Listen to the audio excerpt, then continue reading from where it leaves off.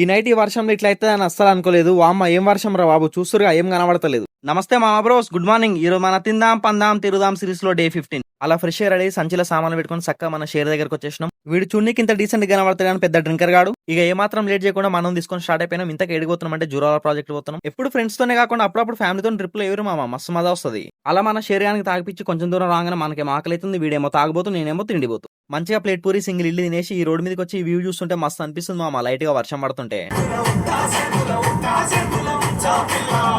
Final గా Jurala project దగ్గరికి అయితే వచ్చేసినాం మామ. అసలు ప్రాజెక్ట్ దగ్గరికి పోతుంటే గాలి వస్తుంది మామ, క్రేజీ అనుకోండి. ఈ గేట్ ఏంద్ర బాబు ఇంత పెద్దగా ఉంది, చూస్తుంటే కళ్ళు తిరుగుతున్నాయి. ప్రజెంట్ అయితే గేట్ ఓపెన్ లేవు మామ. అలా ఒక 1 అవర్ మంచిగా ఎంజాయ్ చేస్తూ డ్యామ్ మొత్తం చూసుకున్నాం, మస్తు అనిపిస్తుంది అసలు. ఆ తర్వాత కింది సైడ్ వచ్చిన ఒక 2 గేట్స్ అయితే క్లోజ్ చేస్తారు, ఓపెన్ చేస్తారు. అలా డ్యామ్ మొత్తం కింద మీద ఆకలి వరకు మంచిగా తిరిగినాం. ఇంత దూరం వచ్చి చేపలు తినకపోతే బాగుండదు అని మంచిగా చేపలు తీసుకొని క్లీన్ చేయించుకొని curry, bench fry, deep fry చేయించుకొని ఫ్యామిలీ అందరం అక్కడే కూర్చొని ముచ్చట్లు పెట్టుకుంటూ మంచిగా తినేసి వర్షంలో రిటర్న్ అయినాం.